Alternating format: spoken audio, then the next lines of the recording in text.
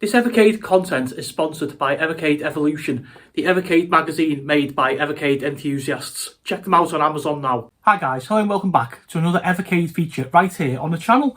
So this one has come as a little bit of a surprise. I've been in work all day. I got home, just flicked YouTube on with a hot chocolate, and I just found this video.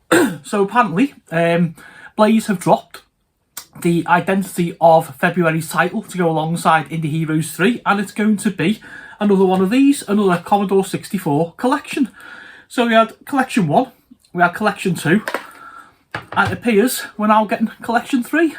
So the trailer itself runs for about a minute and a half, opens up with all the usual bump, and shows us little bits of the games. So this is just a quick reaction video I felt I had to jump on and do for you guys.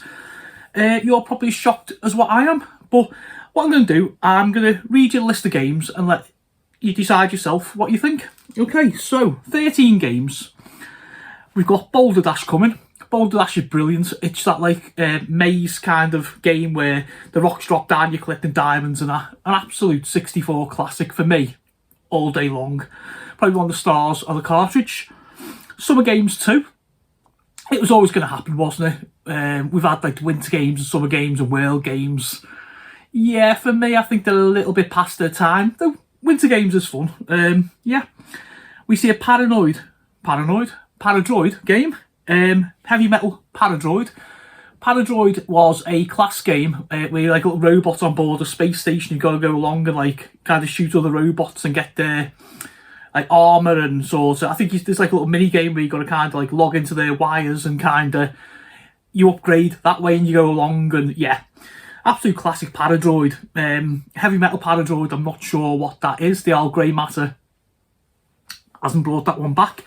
Super Cycle, motorcycle racing, looks quite quick. I may have played it back in the day, but to be honest, a lot of my gaming racing wise was probably pit stop, so I've had no experience of this one, but it looks nice. Then we get a couple of platformers. Jumpman Junior, a little bit like Load Runner. You're running along, just jumping over, run up ladders, collecting stuff. Cyberdyne Warrior, that's another platformer. I'm not aware of what that is. It looks okay. It looks okay. Excuse me. And then we get Netherworld, a shooter. That looks nice. Stormlord 2. That's a platform game. I think we had Stormlord. Do we have Stormlord on one of these? Let's see. Joe, I could have swore we had Stormlord on one of the previous two. Yeah, we did on this one, Collection 1. So it's nice to see the return of Stormlord. A little gothy platformer there. Look forward to playing that one. Couple of shooters. Anarchy. I wasn't sure of. I've never played it. Maybe any of you guys out there, possibly. Exelon was a decent little shooter back in the day. That makes an appearance. And then the two for me, we've had a Street Sports, oh crikey, where are we? Street Sports Baseball was on number 1, and Street Sports Basketball was on number 2. So the Street Sports games were, yeah, I thought they were average at best, to be fair. This is the filler, I think, folks.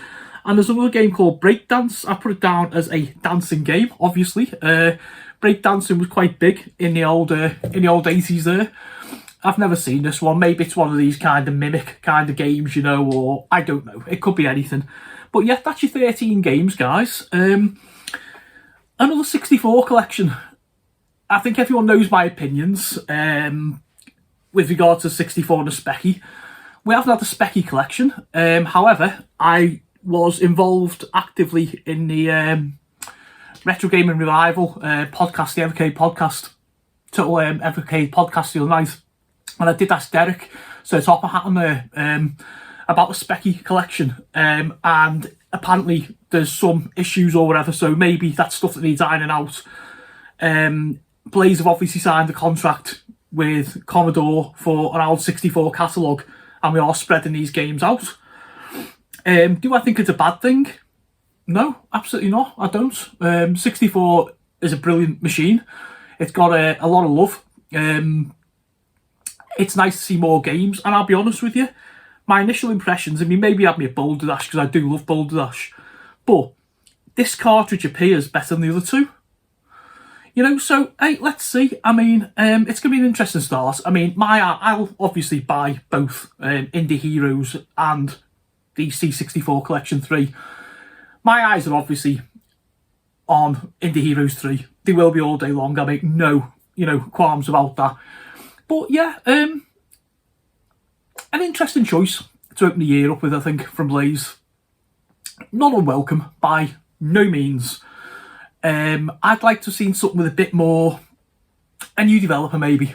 But, we have been treated heavily the last couple of weeks, 14th of November to the 28th of November with all the new games and stuff.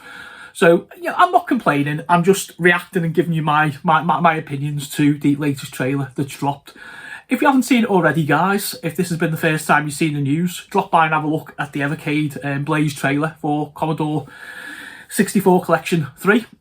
Leave your comments below. Are you like me? Are you a little underwhelmed but think, it's not bad? Would you have liked to see something else? Were you aware this trailer was coming? I mean, there were word around that we were going to get something in the next few weeks, but I thought with all the hoo-ha of November, it may have been in January. But yeah, hey-ho, there we are, guys. Commodore 64 Collection number 3, coming soon from Blaze. I'm going to leave it there. All your comments below as always. Keep it retro, and I'll see you soon.